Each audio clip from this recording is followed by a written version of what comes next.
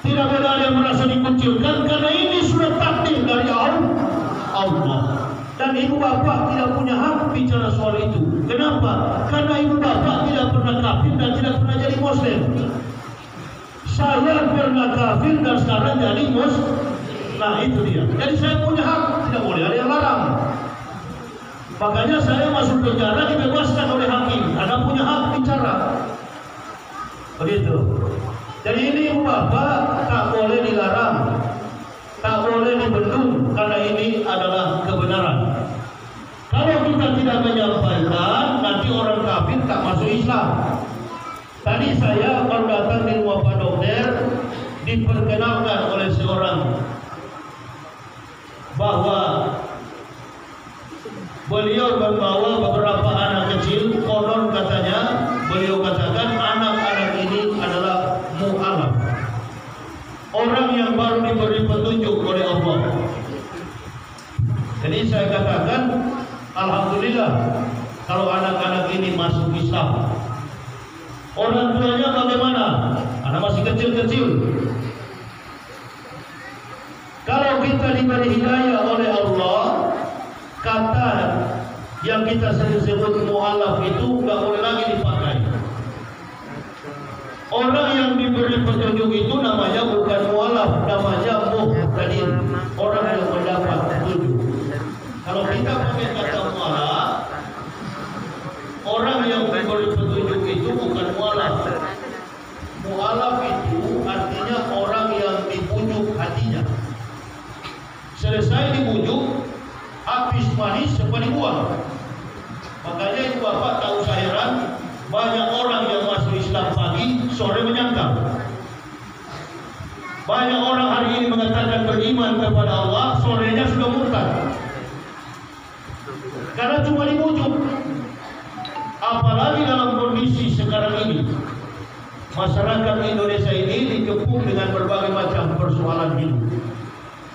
Kita baru-baru dikepung dengan berbagai macam ujian oleh Allah. Selama 2 tahun kita tak boleh berkumpul. 1441 Hijriah, 1442 Hijriah, kita tidak boleh sholat berjamaah karena kita sedang menghadapi isu pandemi COVID-19 dan Corona. Masjid dikunci. Masjid-masjid tertentu saja garis bawahi kekuatan kita umat Islam itu sudah dibaca oleh musuh. Mayoritas kita secara kuantitas, perhatikan, secara kuantitas jumlah umat Islam di Indonesia ini mayoritas. Tapi dari aspek kekuatan musuh sudah banyak membaca kelemahan kita. Makanya ibu bapak jangan heran, walaupun kita mayoritas, syukurlah Allah yang mengutus agama yang benar ini. Kalau agama ini tidak benar, insya Allah Islam ini tinggal nama. Karena Allah yang mengutus, maka perhatikan dengan baik. Perhatikan dengan baik. Tanpa ada organisasi Islam, tanpa ada ormas Islam, tanpa ada sosok-sosok yang kita anggap hebat, coba lihat, sekali Allah berperkara, wallahu bima ta'malun basir. Apa yang kamu kerjakan Allah bukakan, tanpa ormas, tanpa NU, tanpa Muhammadiyah, tanpa FPI, tanpa Banser, tanpa Ansor, tanpa Banser. Sekali Allah bongkar, tunduk semua para di kekuasaan Allah, semua lawan-lawan Islam. Ayo. Kenapa dari kemarin kita kalah? Kita jumlahnya banyak. Sama dengan orang bilang, semua ulama dulu sebelum pilpres pilih Prabowo. Semua para habaib kumpul di situ, para kiai kumpul di situ. Semua ulama 80% ada di kubu Prabowo. Siapa yang Allah lantik? Siapa yang menang antara Prabowo dan Jokowi? Prabowo yang menang, tapi yang dilantik adalah Jokowi. Karena saya ibu bapak, coba jujur. Jokowi sampai dilantik atas izin siapa? Jokowi jadi presiden atas izin Allah. Atas izin Allah. Jokowi jadi presiden atas izin Allah Subhanahu wa taala. Akui. Nah, karena kesombongan kita inilah Allah tidak dengar doa kita. Allah hukum kita. Tapi karena ikhtiar para ulama, ikhtiar para muwalik, dibalikkan fakta ini. Biarkan orang kafir, orang munafik menyerang Islam. Biarkan ulama-ulama ditangkap, dipenjarakan. Satu ketika doa mereka, mubahala mereka akan membalikkan semangat. Umat Islam tadinya jadi penonton, jadi pemain, orang kafir jadi penonton. Sekarang ini umat Islam jadi penonton, kafir yang jadi pemain. Coba, siapa yang bisa pikirkan itu? Sedikit pun tidak ada dalam logika kita. Andalkan ulama, Allahu Akbar. Ulama yang paling senior, ulama yang paling besar makomnya, tumbang dalam seketika. Ihsaro salasa asnafin minanasi wahum. Waspadalah kata Nabi dengan 3 golongan manusia di antara kamu. Yang pertama, ulamaul kofilun, ulama yang lalai. Siapa lagi yang kita bisa andalkan? Ulama yang paling kaliber. Siapa dia Ustaz? Siapa lagi kalau bukan Pak Ma'ruf Amin? Yang paling kaliber apa kita ini? Ilmu Islam kita ini tidak seberapa dengan beliau. Tumbang dalam seketika. Ada di pihak sana. Nah, lalu kita menjadi bangsa yang tidak boleh mengadu domba. Kita netralisir jalan ini. Saya banyak berbincang-bincang beberapa jam bahkan dengan seorang kiai yang ada di pesantren Kumpe. Dalam situasi dan kondisi begini, kiai, apa yang harus kita perbuat? Apa kata beliau? Singkat saja kata beliau. Terapkan terus ilmunya Ustaz. Setiap masing-masing kita praktikkan terus, dakwakan terus ilmu yang kita miliki. Apapun kompetensi kita, sampaikan kepada umat. Ya, tapi melihat kezaliman ini, kadang-kadang kita geram, kadang-kadang kita marah. Gak boleh begitu Ustaz, kata kiai. Sabar, lihat nanti sejauh apa kekuatan mereka, sehebat apa kemampuan mereka. Satu waktu mereka tumbang. Sekarang tumbang kan? Itu juga kiai. Di Jawa Tengah, saya berdialog dengan seorang gus, seorang ulama. Begitu juga suara beliau. Sabar, karena biar bagaimanapun mereka adalah saudara-saudara kita. Hanya sebagian kecil saja yang masuk pada golongan munafik, dan inilah musuh kita. Lebih bahaya daripada orang kafir. Di kompleks begini kita tahu kalau ada orang kafir. Gak usah kita bilang agamanya, sebut namanya saja sudah tahu kita. Markus, Stefanus, Seprintus. Sudah tahu dari nama. Oh, ini berarti kafir. Nama yang tetangga kita, Abdullah, Aminah. Sudah, nggak usah tanya, berarti agamanya Islam. Tapi yang bahaya ini, yang beribadah dengan kita, yang berakidah dengan kita, tapi dia di pihak musuh kita. Nah, ini yang bahaya. Menghadapi orang-orang munafik. Kita nggak boleh musuhi, tetap saudara juga. Seburuk-buruk tetap saudara. Lalu timbul pernyataan di publik, wah, ini ada beberapa ustaz yang radikal. Kami tak pernah radikal. Kami ini tidak mengkritisi pemerintah dalam etos dan kinerja pemerintah. Yang kami kritisi adalah kezaliman yang terlalu lebar di masyarakat. Kami datang berdakwah seperti di masjid ini, memberikan kondusivitas di masyarakat. Kejadian yang terjadi, persoalan bangsa ini, gak usah salahkan polisi. Ada polisi bunuh polisi, lalu polisi yang kita kambing hitamkan. Tidak boleh. Karena kepolisian itu adalah institusi yang harus kita lindungi. Amin ya Rabbal alamin. Tetangga kita, saudara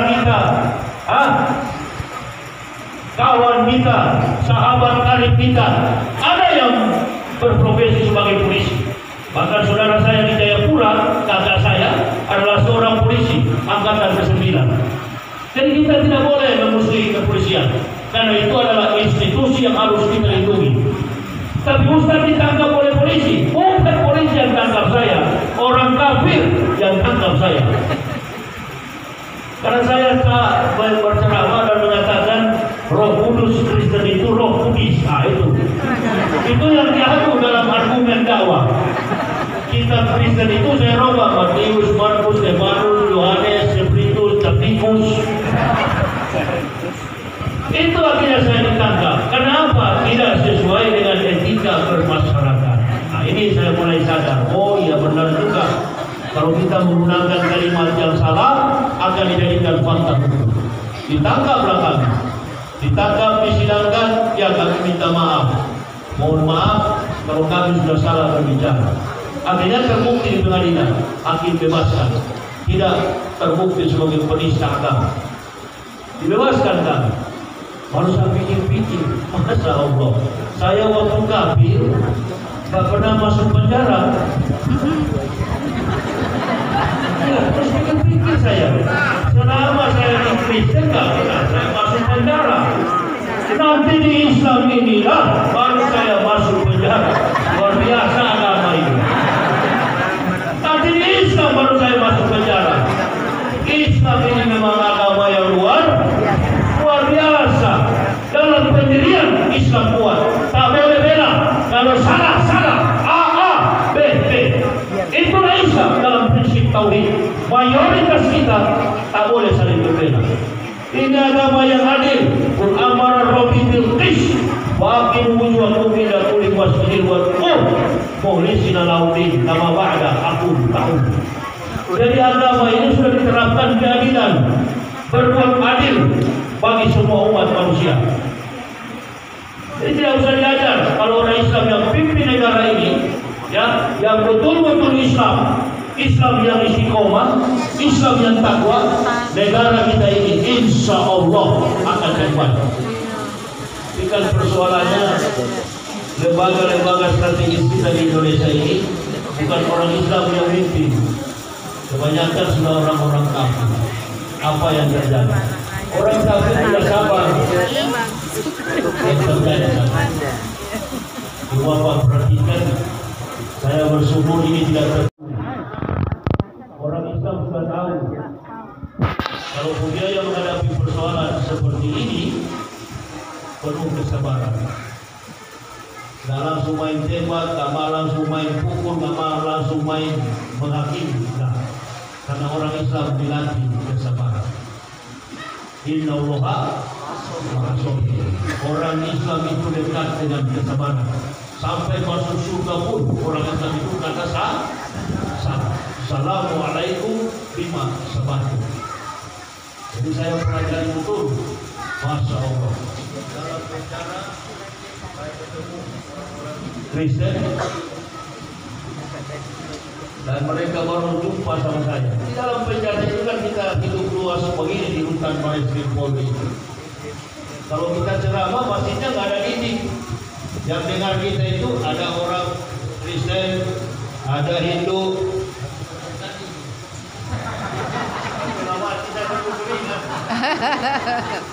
Ya, berkeringat di dalam penjara itu ada Kristen, Hindu, Buddha, apapun agamanya lengkap. Protestan, Katolik, Protestan gabung semua.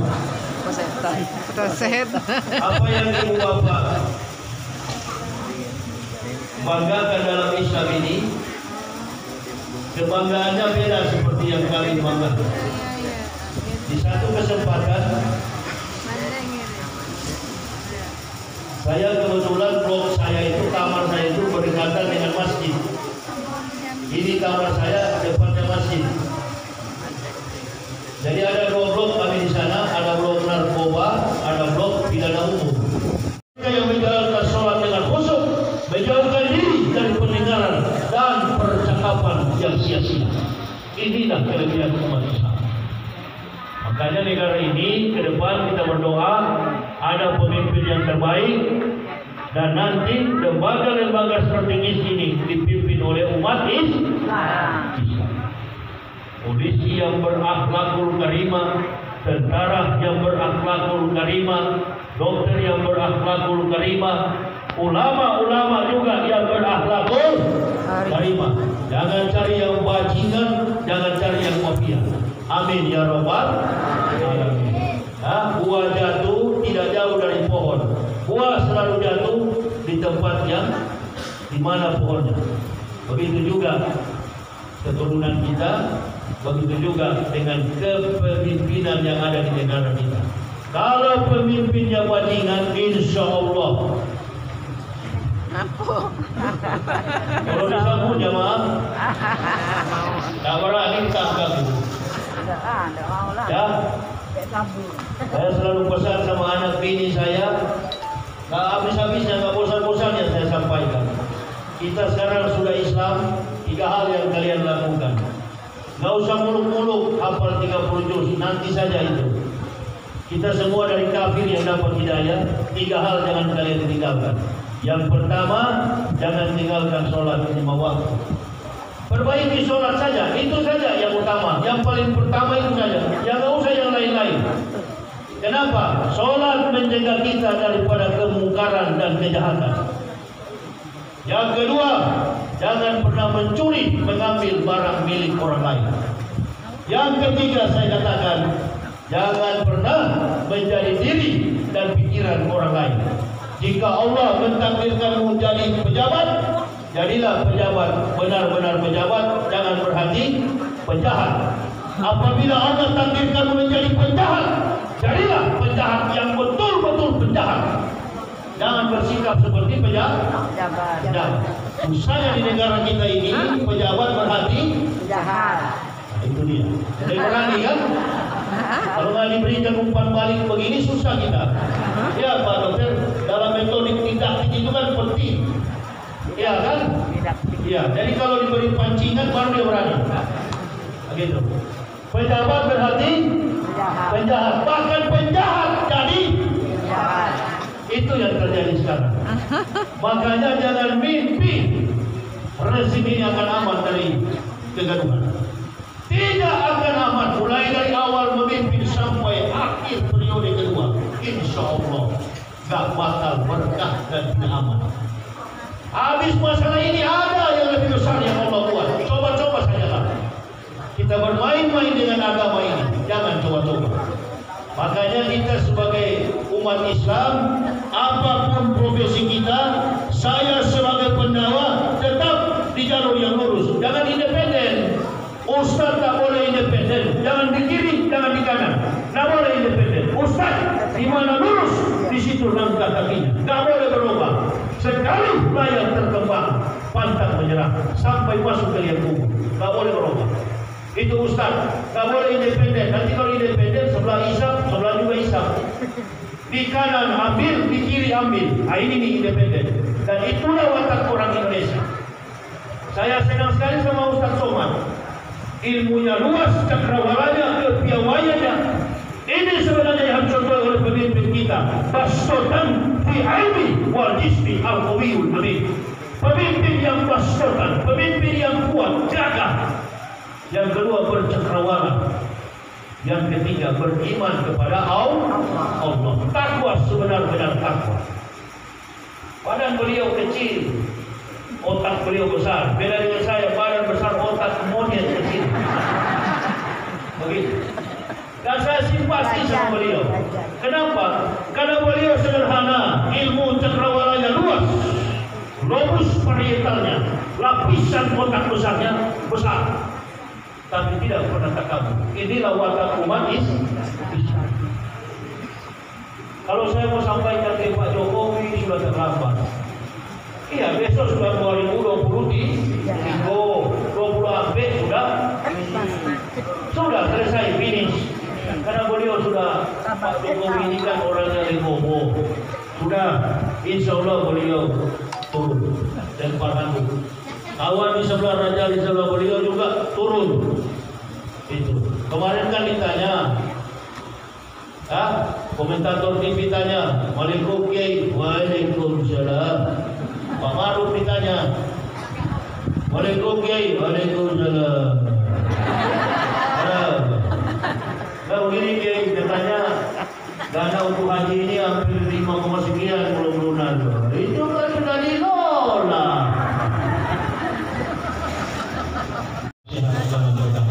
Amin ya Rabbal alamin. Doakan kita cintai pemerintah ini, agama ini. Ya Allah, peliharalah seluruh pemerintah yang ada dari presiden sampai kepada desa. Kami tetap mencintainya, terutama Islam. Ulama-ulama kami ya Allah, para kiai, para buya, para habaib, sehat-sehatkan barang kami. Termasuk saya, Yahya dan keluarga, ya Allah, tambahkan ilmu dan rahmat bagi kami. Amin. Allahumma habib ilaina al-iman wa salli fi qulubina wa kari ilaina al-kufra wal fusuq wal isyan wa ij'alna min ar-rasyidin. Allahumma tawaffana muslimina wa inna min salihin ghayra urzai wa la mafudin. Allahumma ij'alna muflihin. Allahumma aftah aqbala qulubina bi dzikrika wa adlim alaina ni'mat wa asfiq alaina min fadlik wa ij'alna min ibadika salihin. Rabbana taqabbal minna innaka antas samiul alim wa tub alaina innaka antat tawwabur rahim. Wassalatu wassalamu ala sayyidil anbiya'i wal mursalin Muhammadin wa ala alihi wa sahbihi